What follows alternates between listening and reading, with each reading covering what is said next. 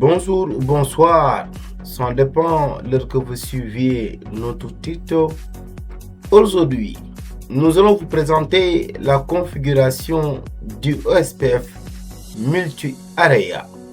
Et nous allons vous expliquer pourquoi on découpe un réseau en plusieurs zones. Area 1 qui est intérieur router, Area 0 qui est le ABR et Area 2 aussi intérieur router. Et vous allez comprendre le rôle de cette area. Vous allez comprendre le rôle de l'area 0, le rôle de area 1 et le rôle de area 2. Qu'est-ce que area 0? L'area 0 est appelée backbone area. Toutes les autres areas doivent être reliées à elle. Elle joue le rôle de colonne vertébrale du réseau OSPF. Sans area 0, les autres areas ne peuvent pas échanger leur route entre elles.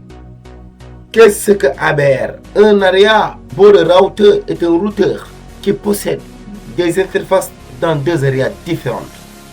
Il échange les informations de routage entre ces areas. Avant de commencer, il faut comprendre le problème de single area. Imaginons une entreprise qui possède plusieurs agences. Dakar, Kermassar, Diourbel, Fatick, ainsi de suite.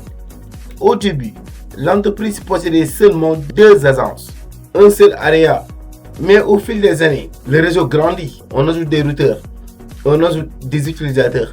Donc un seul area ne suffit pas. Raison pour laquelle vous avez les limites de single area, d'un seul area. Avec un seul area, tous les routeurs connaissent toutes les routes. Les bases de données OSPF deviennent plus volumineuses. Les calculs sur ce path first, qui est l'algorithme de Dijkstra, prennent plus de temps pour analyser et les mises à jour sont propagées à tous les routeurs. De ce fait, lorsque le réseau devient très grand, cela peut dégrader les performances. Raison pour laquelle aujourd'hui vous avez la configuration du ESPF multi-area. Pour le plan d'adressage, le lien qui relie R1 et R2, vous avez l'adresse 10.0.12.0/30. Donc ici vous verrez, vous avez point 1, là point 2, n'est-ce pas? Et là le lien entre R2 et R3, vous avez le 10.0.23.0/30. Là vous avez point 1 et là point 2, n'est-ce pas? Et de R3 à R4, vous avez 10.0.34.0/30. Là, vous avez point 1 et là, point 2. Donc, vous avez deux sites, le site A et le site B. Le site A avec le réseau de 192.168.10.0/24 et le site B avec le réseau de 172.16.10.0/24. Donc, commençons la configuration. Avant tout d'abord, nous allons attaquer le site 1 en créant son VLAN. Ici, enable config. Création des VLAN. On met VLAN. VLAN 10. Name site A. Voilà. Name site A. Effectivement. C'est très normal.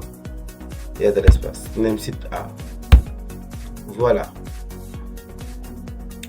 Donc, à part ça, affectation des ports au VLAN. De ce fait, on met quoi? On met int range. De quoi? De F0/1 jusqu'à 4. Entrée. Sur support mode. Access. Swiss access. VLAN 10. C'est bon. C'est bon. Donc, le port trunk, vous avez F0/24. On met tout court int F0/24 sur support mode trunk. Et c'est bon. Nous allons faire la même chose pour le site B. Là, enable conf t, la même chose, création du VLAN. on met VLAN. On peut mettre VLAN 10, mais bon, on va changer. On met VLAN 20, voilà. Là, on fait quoi? Name. Quel nom? Site B. Voilà. On met sur Enter. Donc, à part ça, qu'est-ce qu'on fait? On va affecter les ports au VLAN. On met une range. De quoi? De F0/1 jusqu'à 4. On met Enter. Switch port mode. Access. Switch access. VLAN 20. Voilà.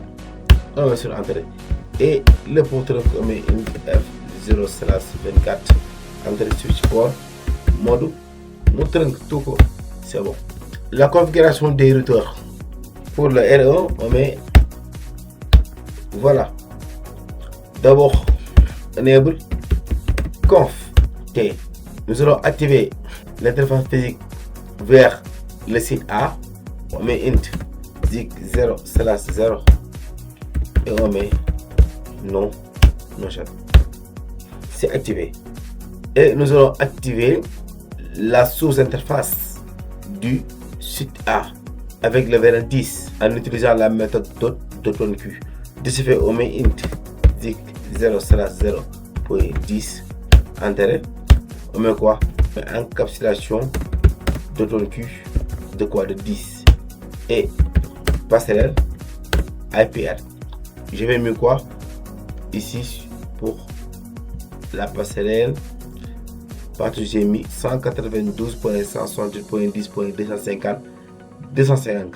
Là, on met 192.168.10.254. Et 24, on met 255.255.255.0. Et on met sur Enter. C'est bon. Donc, nous allons faire la même chose pour l'autre routeur extrême. Ici, là, on met non. Enable conf T. Voilà. Activer l'interface physique du routeur vers le site B. On met int zig 0/0. N'est-ce pas? On met sur Enter. On met tout pour no chat. C'est allumé. Nous allons configurer le site B. Donc ici on met int zig 0/0. C'est quoi 20? N'est-ce pas? Enter. Encapsulation de ONQ 20. IP at 272.16.10.254. Voilà. 24. C'est bon. Je crois que c'est ça. 172.16.10.254. 172.16.10.254. C'est bon. Donc, testons la communication vers le routeur de ce site d'abord. Là, on peut. Successful, c'est bon.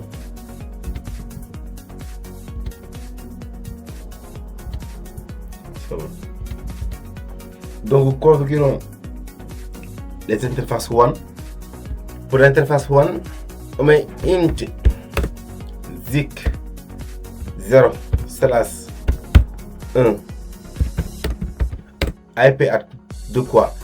De 10.0.12.1/30 255.255.255.252. N'est-ce pas? Et on met sur nos chat. C'est bon. Faisons la même chose pour ce R2 qui est là. Int zig 0/2 IP at de 10.0.12.2/30.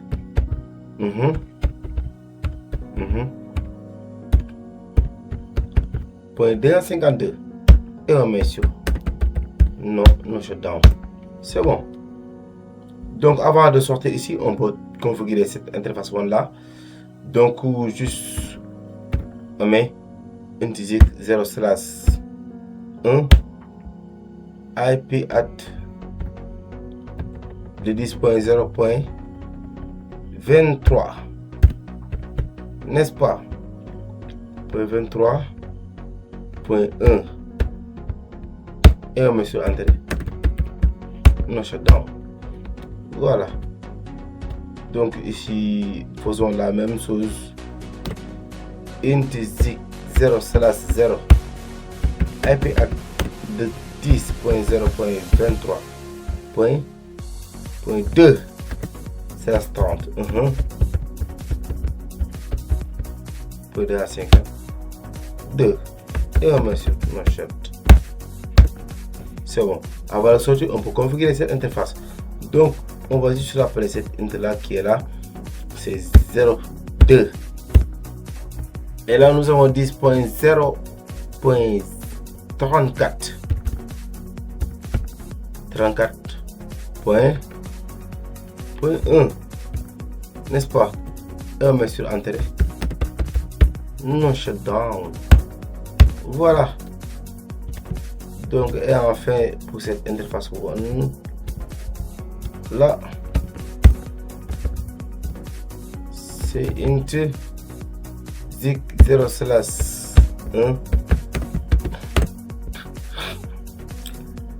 IP at de 10.0.34.2. Voilà. Et on met sur non shutdown. C'est bon. Ainsi, attaquons la configuration du OSPF. De ce fait, ici, nous allons juste vérifier d'abord les routes. Là, on met sur IP route pour voir les routes qui sont connectées. N'est-ce pas? Nous avons que deux routes. 10.0.12.0/30 et le 192.168.10.0/24. De ce fait, on met toco conf t et on met route OSPF. OSPF de quoi de 1 et le route ID, on met juste 1.1.1.1 Enter. Et déclaration de réseau, on met network de 10.0.12.0/30, n'est-ce pas? Le wildcard marque c'est quoi? 0.0.0.3 et là on met area 1, n'est-ce pas? C'est ça. Et on met sur Enter. L'autre réseau c'est quoi? C'est 192.168.10.0/24, c'est 0.0.0.255 et area 1. Voilà. Et on met sur Enter. C'est bon, on a terminé avec le R1. Passons au R2, n'est-ce pas? Ici, nous sommes au niveau du ABR, n'est-ce pas? Il faut savoir que ce routeur qui est là, le R2, il se situe entre le area 1 et le area 0. Et le R3 qui est là, il se situe également entre le area 0 et le area 2. Donc, raison pour laquelle vous avez le ABR, n'est-ce pas? Ici, pour la configuration, on fait quoi? On met juste route OSPF 1 toujours. Et là, on met route ID 2.2.2. Voilà, Enter. Et les réseaux, j'avais oublié de cesser les réseaux, donc on va juste mettre sur N. On va juste écrire N pour sortir et je mets show IP route pour voir les routes. Deuxième, nous avons le 10.0.12 et le 23, n'est-ce pas? Donc revenons juste. Et là, si on veut, on peut rappeler les commandes si on veut, n'est-ce pas? Donc les réseaux, nous avons le network d'abord de 10.0.12. Wildcard c'est quoi? 0.0.3, c'est ça, 30, n'est-ce pas? Area quoi? C'est area 1, parce que le réseau qui est là se situe entre le R1 et le R2. On met juste sur entrée. Effectivement, 10.0.0, c'est ça. Voilà, 10.0.12.0, c'est ça. Et l'autre, c'est quoi? C'est 10.0.23. C'est ce titre-là. Donc ici, c'est 23. C'est ça, 0. Et là, ce réseau-là se trouve entre le area 0 au niveau du ABR et quoi? Et le area 1. Donc ici, c'est quoi? C'est area 0 au lieu de area 1. Parce que ce réseau se situe au niveau du area 0. 10.0.23/30. C'est area 0. Et on met sur Enter. J'ai fait les mêmes erreurs encore. Regarde comment ça. 0. Enter. C'est bon. Donc, attaquons le R3. Là, vérifions d'abord les routes. On met sous IP. Sous IP. Route. Enter. Nous avons le 10.0.23/0 et le 10.0.34. Donc, on met juste conf T. Là, route OSPF 1. Route ID de quoi? 3.3.3. 3.3.3. On met network 10.0.23.0. 0.0.0.3 area 0, n'est-ce pas? Et l'autre network, c'est quoi? 10.0.34. On met 10.0.34.0 0.0.3 area 2. Area 2. C'est ça, n'est-ce pas? C'est à ce niveau. Donc c'est area 2. On met Enter. C'est bon. Donc faisons la même chose pour le dernier routeur qui est le routeur R4. Là, vérifions d'abord les routes qui sont connectées. On met N, show IP, route, Enter. Là, 10.0.34 et 10 et 172.6.10.0. Donc ici on met juste conf T router OSPF 1, le router ID de quoi? De 4.4.4.4. Enter. Et network, nous avons d'abord le réseau 10.0.34.0. On met 10.0.34.0 0.0.0.3 et le area 2, n'est-ce pas? Et là, l'autre réseau, c'est quoi? 10, c'est 172.6.10.0, n'est-ce pas? 0.0.0.255 et le area 2. Enter. C'est ça, n'est-ce pas?